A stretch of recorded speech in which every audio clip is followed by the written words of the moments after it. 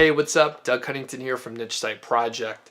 In this video, I talked to Rob Atkinson, who's a location independent niche site entrepreneur, and we go deep into some topics around the challenges of being location independent, being a digital entrepreneur, a digital nomad in some cases. So if this is the first time on the channel, I talk about Amazon affiliate niche sites, internet marketing, project management, and productivity. So if you're interested in those topics, have a look around. I encourage you to subscribe to the channel. Rob lets us know what a typical work week was like when he was living in Chiang Mai, which he did for pushing a year or so. He was in Chiang Mai for a while. Rob tells us about the three main options you have for getting work done and sort of his favorite. He talks about the 2 co-working spaces in Chiang Mai that he checked out and the pros and cons of them as well. And sidebar, personally, I was a little surprised about how expensive it was to rent a co-working space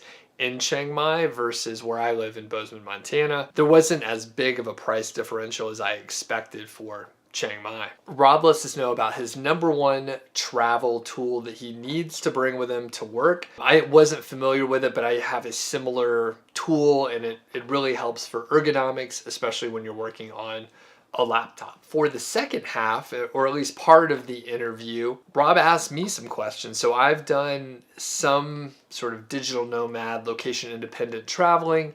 My wife and I, for a while, we actually traveled within the US so we could bring our dog with us. And we drove everywhere. Again, we stayed in the US, so we went to towns like Denver, we went to Austin, we spent some time in Fort Wayne, Indiana to visit family, and a few other places as well. We like the slow travel, and we would actually just rent a house and sort of live like locals for about a month or so, sometimes longer. Eventually, we actually visited this Montana area in Whitefish and Bozeman, and then we never left. So we haven't been traveling as much recently, but I talk about my experiences and sort of how I approached location independent travel. So let's go ahead and get to the interview. Hey, what's up? Doug Cunnington here from Niche Site Project, and I'm with my good buddy Rob here. How you doing today? Good, Doug. Glad to be here. Awesome. Now, this is part of the series about location independent, entrepreneurs, digital nomads, if you like that term. And for some people, this may be the first time they have heard of you, Rob. So can you just give like a quick intro about what you do, what you're into, and how you ended up there?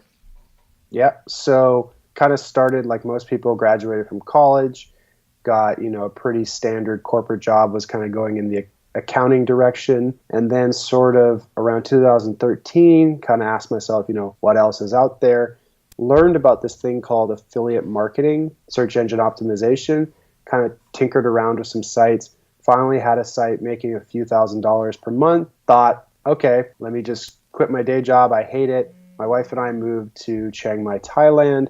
We kind of doubled down on the affiliate SEO stuff, just growing the business. Fast forward 3 years later, I've been doing that every day for the last 3 years, and business has been growing and things are great. So that's why I'm here. Very cool. Very cool. And when you, I guess, like I said, this is about the challenges of, working as a location independent entrepreneur, digital nomad. So we're kind of like narrowing in on, to be honest, the part that nobody talks about, right? So we often see like the Instagram feed with people on beaches trying to work with their laptop, which doesn't work well, by the way. Nope. Did you try that?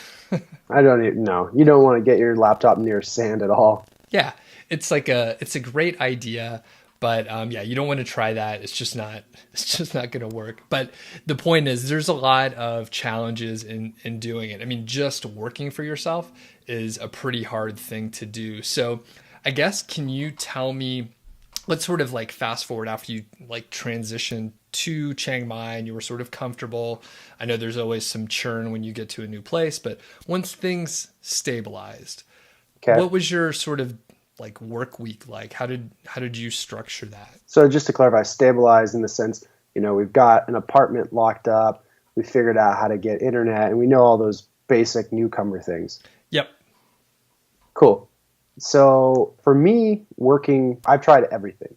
So the first thing, to keep costs low at the time would be to just work from the apartment. Wi-Fi is great out there.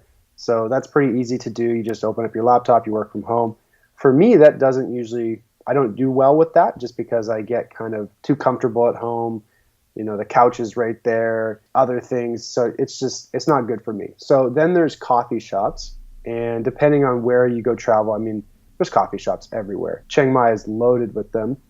So as long as you find one, now here's some other challenges. You got to make sure that, you know, it's got good seats. You can feel comfortable about staying there for a few hours, depending on how many drinks you need to buy, stuff like that. If you're trying to be productive, you need a week where you kind of test out the coffee shop scene, Sure. pick the ones you like and go to those ones. But even that, you know, maybe the seats are taken. So there's always an inherent risk to that. And if you go to a new coffee shop and you're really trying to get something done, you've never been there and you can't get on the Wi-Fi or something stupid happens, it can really like kind of transform your day to you basically get nothing done. Spiral out of control. Yeah, I've done that. I've had many, many, many of those days, but the benefits of being in a coffee shop, at least for me, being around people working, you can get on really intense bursts and get some work done. So I do like that. If you have the budget, it's a little bit more expensive, but co-working spaces are a great way to, is the third option, I would say, for being location independent. Cool. And like for the co-working space that you were at, can you tell me how much it cost and sort of like some of the details? Did you have a private office? Was it like just big open tables, or how was it set up? So I've done both in Chiang Mai. So there's this main place called Pun Space, and there's one kind of near the area where all the digital nomads, or a lot of them, are living. But the problem with this place is really small. So if you're an early riser, it's great. You can get your own seat. I tried an office there once. The seat was weird and I never got comfortable there, and I only did it for a month and just didn't like it. Now, they have another one in a different part of town. It's about a 10 or 15 minute bike ride away, but that one's huge and awesome. So if they could just move that one to the other part of town, I would go there every time. But it's just this open space. You go in and you get your pass and you sit down. Now for pricing, it's about $100 a month. Okay. Interesting, man. So there's a place, I'm in Bozeman, Montana, and there's a co-working space that opened up recently, like right on the main area downtown. And I think it's like either $200 or $250 a month for probably roughly the same, which I'm like, Yeah. I think $100 a month. I thought it was going to be a lot cheaper, but I mean, it's a good value, but I thought Bozeman's Thailand. expensive. Like I thought it was Yeah. going to be a bigger discrepancy. The interesting thing about Thailand and their prices is that, you know, for food and service type things, it's really low. But anytime it's like something sort of specialty that maybe the Western world does better, like gyms or co-working spaces, you don't see much of a savings. Interesting. So how much is a gym like for a month? Oh man, we went to like maybe the second or third best one in town, not even the best one, and it was like 30 or 40 US dollars a month. That's Which- crazy, man. I pay that's- 25 that's- bucks a Yeah, month. see, like in the US, you can get it cheaper for way better gyms. So I think the Thai people aren't really, like fitness is just becoming a thing. Right. Right. So Interesting. Well, and I was going to say, like, one of the reasons I'm at the gym that I'm at, which I mean, it's a cheaper, like, anytime type fitness. So you can go in Yeah. like 24 hours a day. But the Wi-Fi is like fantastic. So technically, I could like bring my laptop, sit in the little sort of lounge area and work there. And it's a pretty fast connection, you know, like it works fine. So yeah, our place closed at 10 p.m. yeah. So Interesting. Very interesting. Okay. So to sort of recap, you were like, you know, you could work from home in your apartment. You get a little distracted personally. Some people do better with that. I was used to working my corporate gig at home in my home office or whatever. And I sort of like developed the skills out of necessity. So I'm actually okay. I'm obviously in my guest bedroom here. Like this is I'm where home my today. office is. What'd you say? I'm home today. Yeah, you're home today. Yes. And so coffee shops, and I occasionally, maybe like once every week or two, I'll go work in the morning at the coffee shop just to get out of the house. Yep. One's close enough to walk to.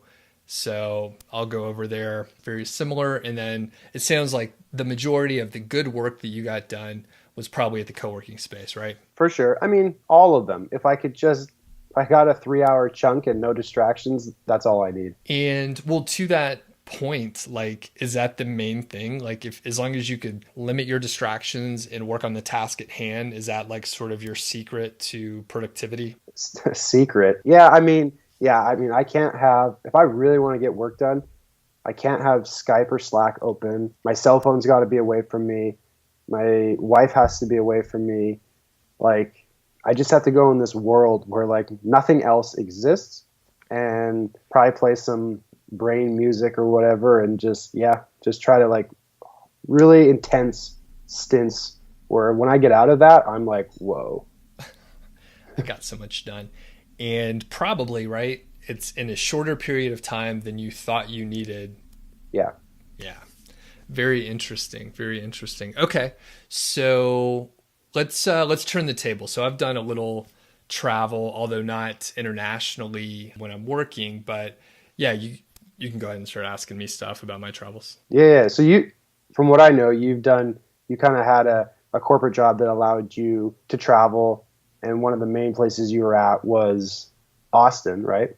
Yep, that's right. So my wife and I were lucky enough to have like essentially remote positions. It was very rare when we had to be in the office. So we realized that we could do sort of slow travel and go to a city and see it. So, just to rewind a little bit, I had a corporate job doing project management for a software company. And I was learning about affiliate marketing. And for a couple years, I was doing, both at the same time and sort of learning my skills and in a lot of ways sort of combining the project management ideas with the affiliate marketing. So sort of like we alluded to in some other videos, Rob, like to put processes around stuff where there's no processes, it's pretty powerful, right? I'm not the greatest project manager, but like no one's doing project management for affiliate sites, really. Exactly. So with Austin, how long were you guys there, and did you feel like you could get like a home base, and how did that affect your work routine? Right. So we were very lucky. We sort of did the opposite of what you're talking about. So we had two good jobs and I had a side hustle thing that I was doing. We just spent money, right? So we rented a house. Like if you're familiar with Austin, there's sort of like Congress Street. It's like one of the main strips. And we were a couple blocks away. So we rented a small house. At the time we had a dog who's passed away, Brody, but we like drove out from Atlanta to Austin and hung out in this house that allowed, us to bring our dog in there. So that was cool. And as far as like, we had a good, it was like a 2-bedroom, 1-bath. So there was like plenty of room. So I would set up my office much like it is here. So I had a space to work.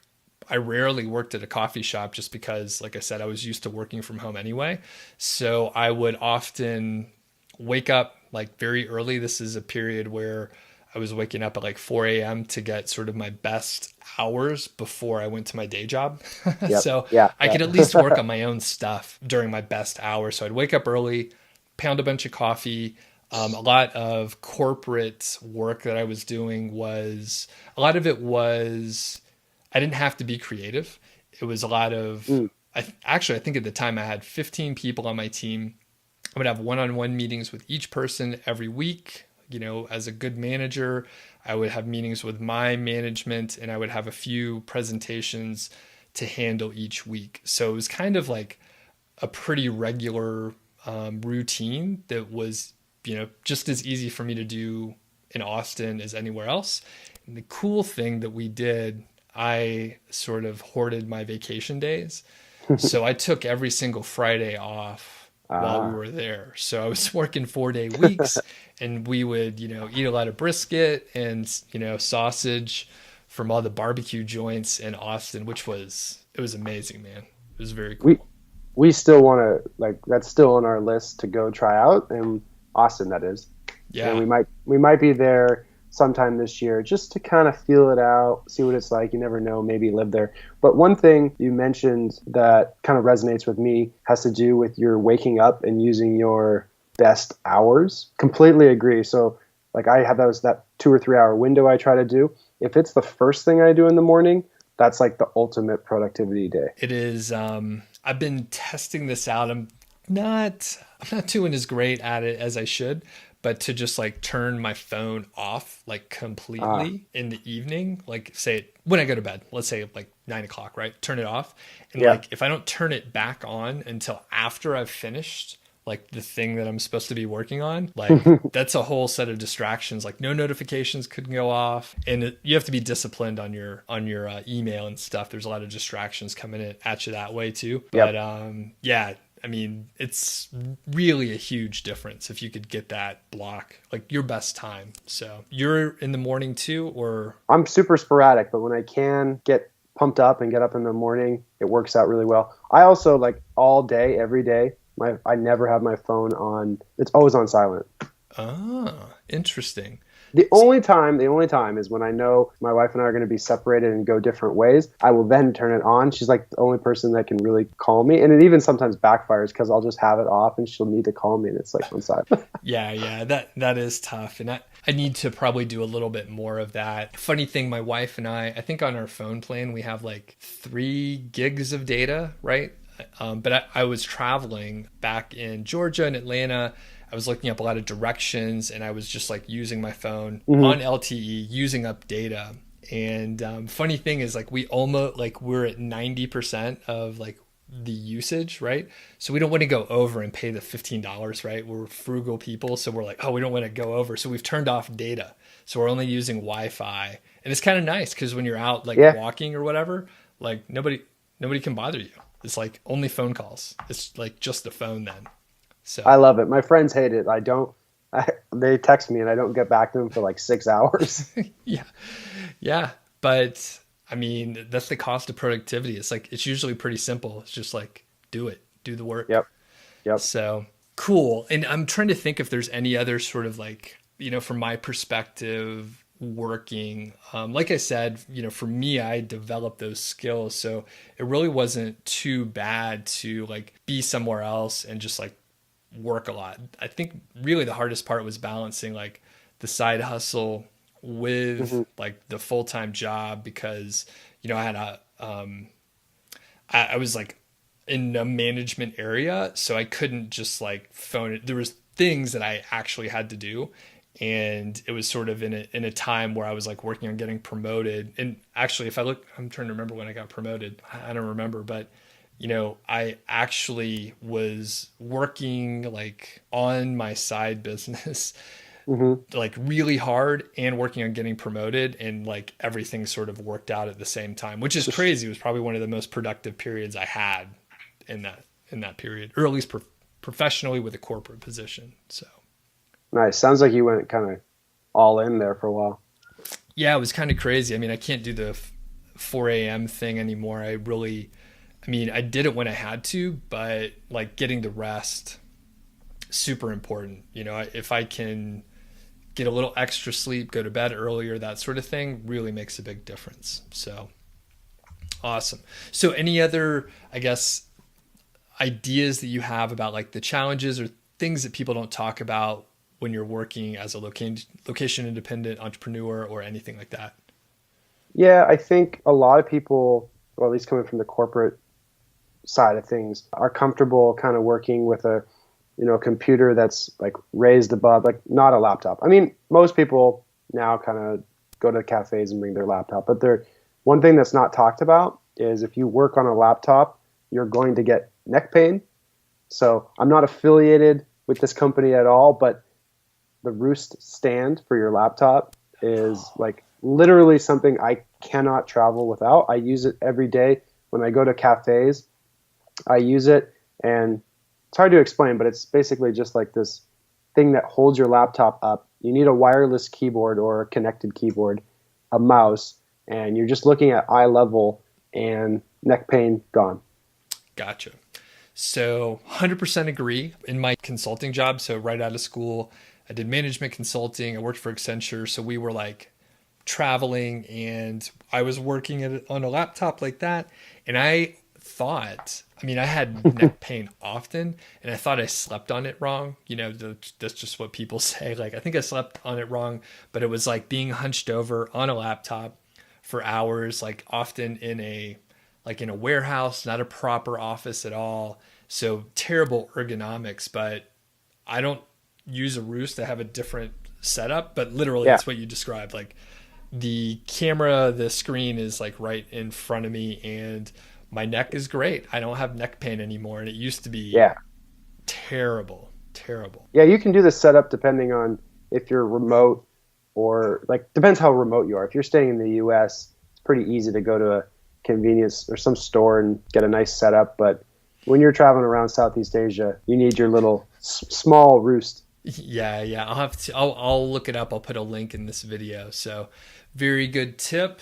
And yeah, thanks, Rob. Really appreciate it. And I encourage people to check out some of the other videos in the series. Rob and I have done a ton of videos together over time. He's featured on the Niche Site Project blog as well. I'll put a couple links below. So thanks, Rob. Really appreciate it. Thanks for having me, Doug.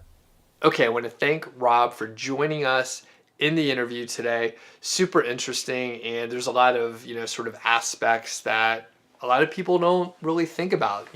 Before I started any sort of location independent work, it's a very romantic idea. I mean, we actually see sort of like Instagram photos out there. We read like the 4-Hour Work Week or people's blogs, and a very beautiful picture is painted, but the reality is you do have to get work done, and it can be challenging sometimes. So links below for checking out Rob's travel blog that he has with his wife.